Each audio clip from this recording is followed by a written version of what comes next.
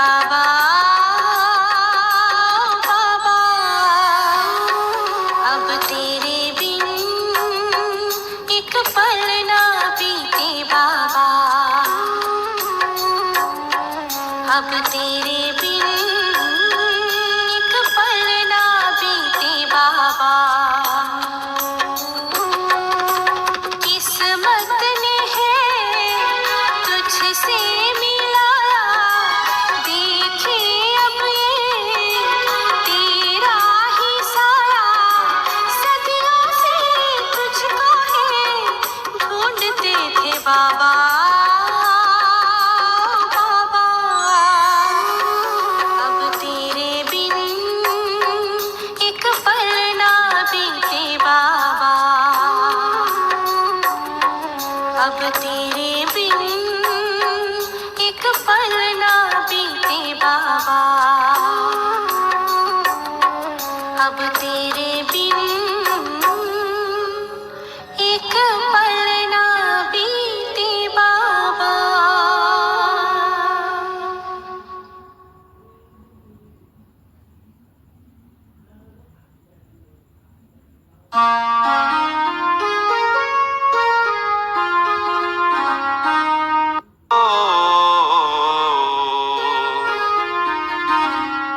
फूल खिलने लगे हैं,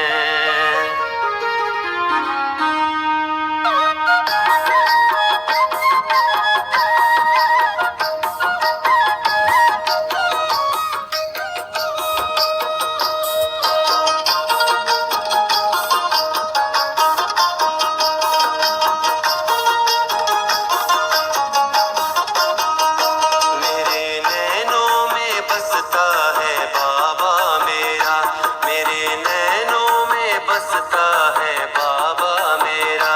तेरे नैनों में बसता है बाबा। 30/8/2024 की प्रातः मुरली। ओम शांति। बाप दादा मधुबन। बाबा कहते हैं, मीठे बच्चे, तुम्हें खुशी होनी चाहिए कि दुख हरने वाला बाबा हमें सुखधाम में ले जाने आया है।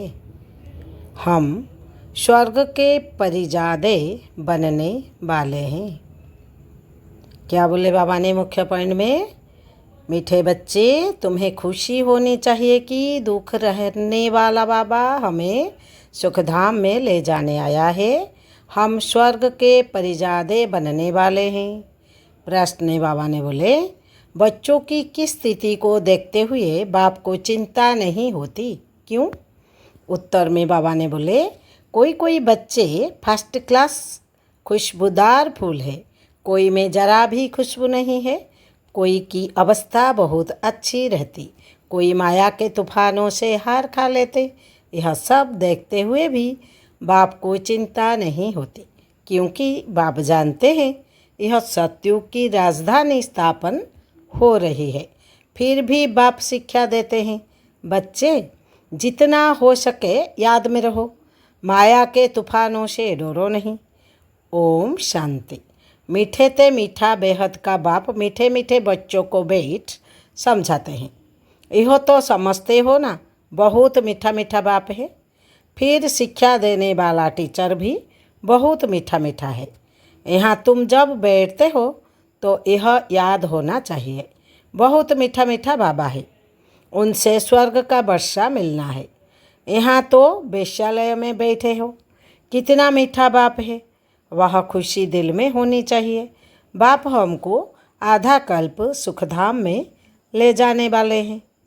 दुख हरने वाला एक है, एक तो ऐसा बाबा है। फिर बाबा टीचर भी बनते हैं, हमको सारे सृष्टि चक्र का राज समझाते हैं, जो और कोई नहीं समझा सकते। यह चक्र कैसे फिरता है, 84 जन्म कैसे पास होते हैं, यह सारा चपट्टी में समझाते हैं। फिर साथ में भी ले जाएंगे। यहाँ तो रहना नहीं है, सभी आत्माओं को साथ ले जाएंगे। बाकी थोड़े रोज है, कहाँ जाता है, बहुत गई थोड़ी रही, बाकी थोड़ा समय है, इसलिए जल्दी जल्दी मुझे याद करो तो तुम्हारे जन्म जन्मांतर के पापों का बोझा जो जमा है वह खलास हो। भले माया की युद्ध चलती है, तुम मुझे याद करेंगे, वह याद करने से हटाएगी। यह भी बाबा बता देते हैं, इसलिए कभी विचार नहीं करना। कितने भी संकल्प विकल्प तूफान आए, सारी रात संकल्पों में नींद पीट जाए तो भी डरना नहीं है, बहादुर रहना है। बाबा कह देते हैं यह आएंगे ज़रूर, स्वप्न भी आएंगे, इन सब बातों में डरना नहीं है। युद्ध का मैदान है ना, यह सब विनाश हो जाने हैं। तुम युद्ध करते हो माया को जीतने के लिए, बाकी इसमें कोई श्वास आदि बंद नहीं करना है। आत्मा जब शरीर में होती है तो श्वास चलता है, इसमें श्वास आदि बंद करने की भी कोशिश नहीं करनी है। हठ योग आदि में कितनी तकलीफ़ करते हैं, बाबा को अनुभव है। थोड़ा थोड़ा सीखते थे, परंतु फुर्सत भी होना। जैसे आजकल तुमको कहते हैं ज्ञान तो अच्छा है, परंतु फुर्सत कहाँ, इतने कारखाने हैं। यह है, तुमको बाप कहते हैं मीठे मीठे बच्चों, एक तो बाप को याद करो और चक्र याद करो, बस। क्या यह डिफ़िकल्ट है? सतयुग त्रेता में इन्हों का राज्य था, फिर इस्लामी बौद्धि आदि की बुद्धि होती गई। वह अपने धर्म को भूल गए, अपने को देवी देवता कह न सके क्योंकि अपवित्र बन पड़े। देवताएं तो पवित्र थे, ड्रामा के प्लान अनुसार फिर वह हिंदू कहलाने लग पड़ते हैं। वास्तव में हिंदू धर्म तो है नहीं, हिंदुस्तान तो नाम बाद में पड़ा है, असली नाम भारत है। कहते हैं भारत माताओं की जय, हिंदुस्तान की माताएं थोड़ी ही कहते हैं। भारत में ही इन देवताओं का राज्य था, भारत की ही महिमा करते हैं। तो बाप बच्चों को सिखला रहे हैं बाप को कैसे याद करना है। बाप आए ही है घर ले चलने के लिए। किसको? आत्माओं को। तुम जितना बाप को याद करते हो उतना तुम पवित्र बनते हैं। क्या बोले बाबा ने? तुम जितना बाप को याद करते हो उतना तुम पवित्र बनते हो। पवित्र बनते जाएंगे तो फिर सज़ा भी नहीं खाएंगे। अगर सजाएं खाई तो पद कम हो जाएगा। इसलिए जितना याद करेंगे उतना विकार व विनाश होते रहेंगे। बहुत बच्चे हैं जो याद कर नहीं सकते, तंग होकर छोड़ देते हैं, युद्ध करते नहीं है। ऐसे भी है, समझा जाता है राजधानी स्थापन होनी है, नापास भी बहुत होंगे, गरीब प्रजा भी चाहिए ना। भले वहाँ दुख नहीं होता है, परंतु गरीब और साहूकार तो हर हालत में होंगे। यह है कलयुग। यहाँ साहूकार व गरीब दोनों दुख भोगते हैं, वहाँ दोनों सुखी रहते हैं। परंतु गरीब साहूकार की वासना तो रहेगी, दुख का नाम नहीं होगा। बाकी नंबरवार तो होते ही है, कोई रोग नहीं, आयु भी बड़ी होती है। इस दुख धाम को भूल जाते हैं। सतयुग में तुमको दुख याद भी नहीं होगा। दुख धाम और सुख धाम की याद अभी बाप दिलाते हैं। मनुष्य कहते हैं स्वर्ग था, परंतु कब था, कैसा था, कुछ नहीं जानते। लाखों वर्ष की बात तो कोई को ही भी याद ना आ सके। बाप कहते हैं कल तुमको सुख था, कल फिर होगा। तो यहाँ बैठ फूलों को देखते हैं, यह अच्छा फूल है, यह इस प्रकार की मेहनत करते हैं, यह स्टेरियम नहीं है, यह पत्थर बुद्धि है। बाप को कोई बात की चिंता नहीं रहती है। समझाते हैं बच्चे जल्दी पढ़कर साहूकार हो जाए। पढ़ना भी है, बच्चों तो बने हैं, परंतु जल्दी पढ़कर होशियार हो।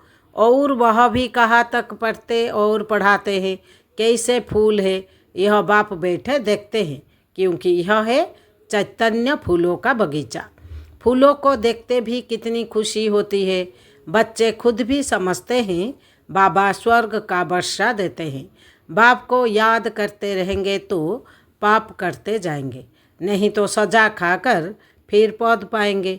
उसको कहा जाता है मानी और मोचरा। बाप को ऐसा याद करो जो जन्म जन्मांतर के पाप कट जाए। चक्र को जानना भी है, चक्र फिरता रहना है। चक्र फिरता रहता, कब बंद नहीं होता।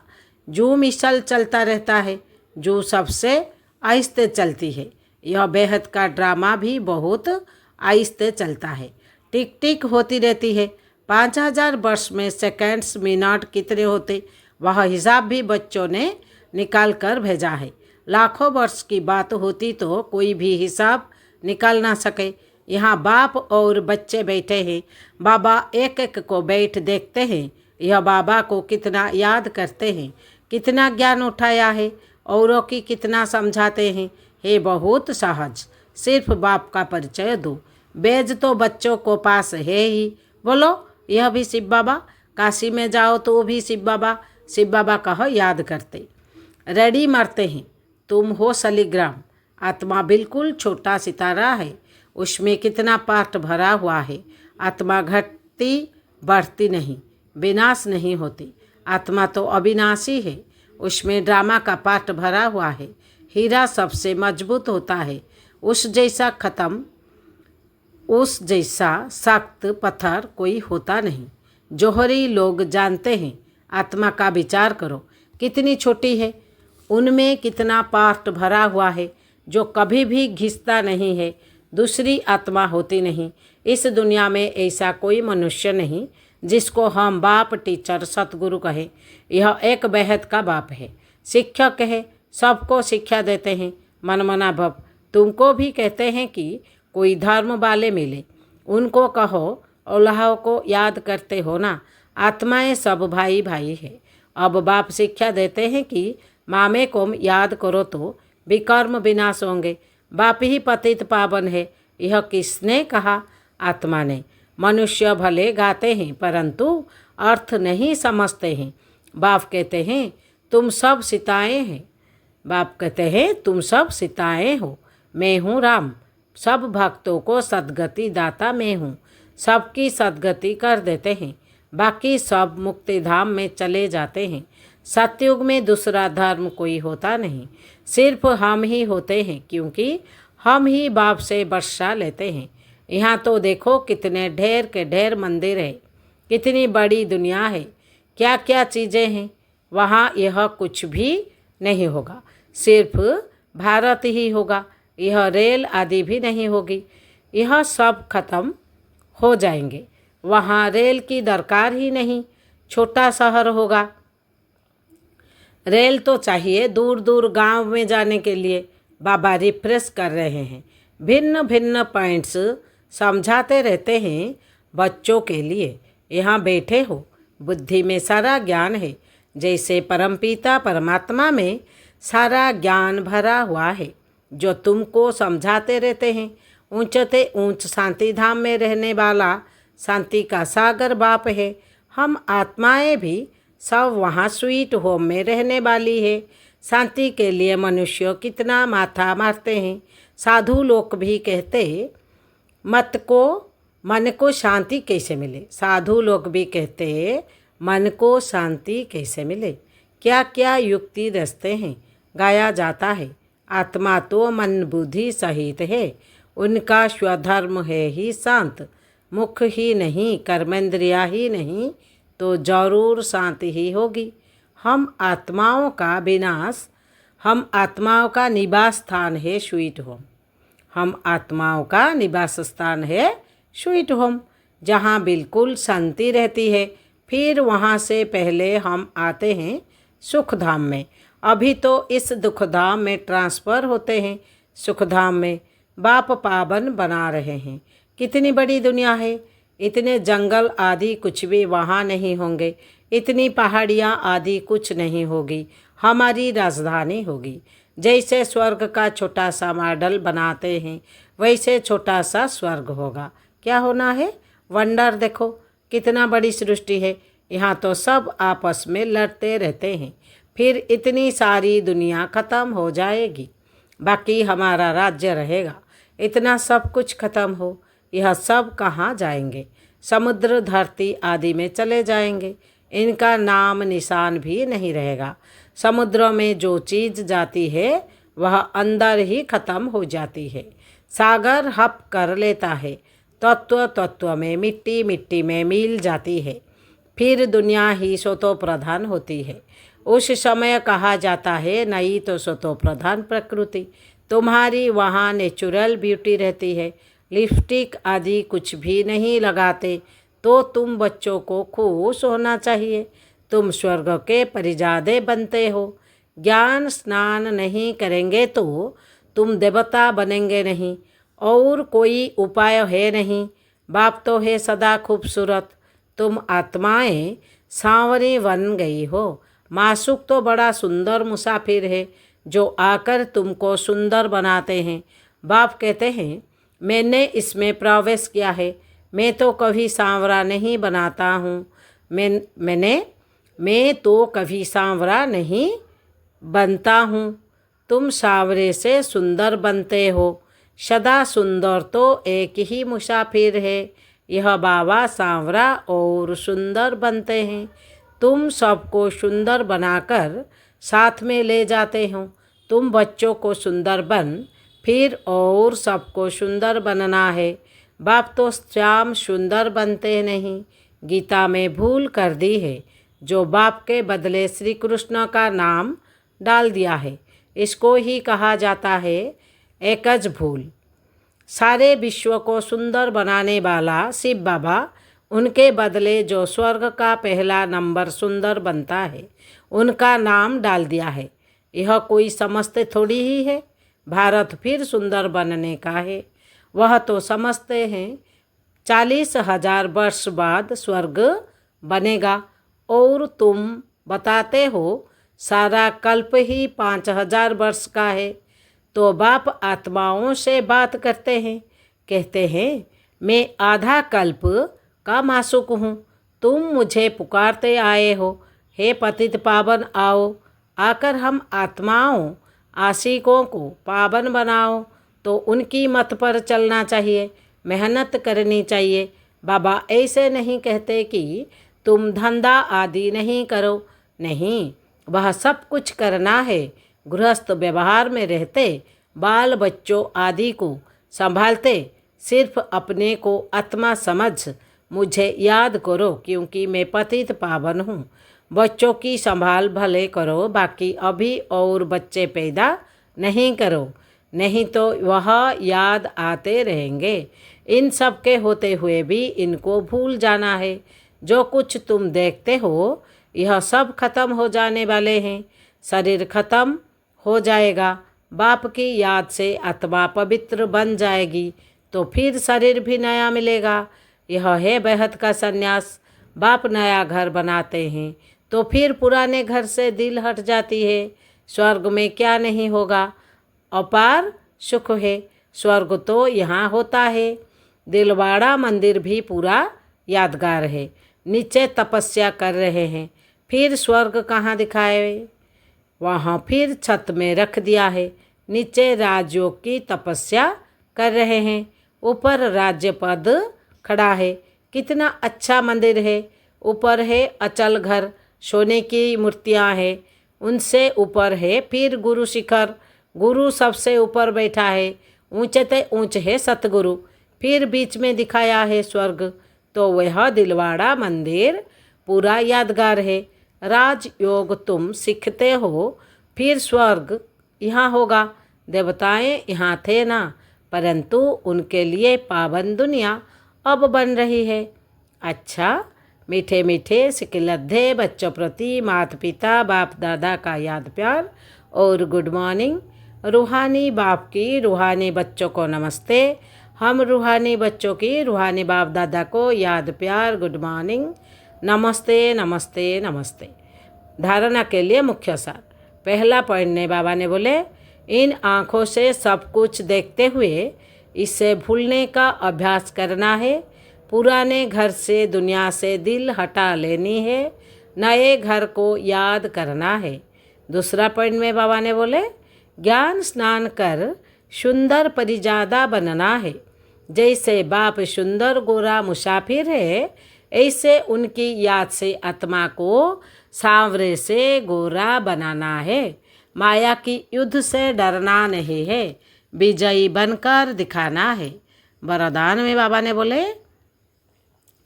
महादानी बन, क्राक दिल से खुशी का खजाना बांटने वाले मास्टर रहमदिल भवा। बाबा विस्तार में बोले, लोग अल्पकाल की खुशी प्राप्त करने के लिए कितना समय व धन खर्च करते हैं, फिर भी खुशी, सच्ची खुशी नहीं मिलती। ऐसे आवश्यकता के समय आप आत्माओं को महादानी बन क्राक दिल से खुशी का दान देना है। इसके लिए रहमदिल का गुण इमर्ज करो। आपके जड़ चित्र वरदान दे रहे हैं तो आप भी चैतन्य में रहमदिल बन बांटते जाओ, क्योंकि परवश आत्माएं हैं। अभी ये नहीं सोचो कि ये तो सुनने वाले ही नहीं है। आप रहमदिल बन देते जाओ, आपकी शुभ भावना उन्हों को फल अवश्य देगी।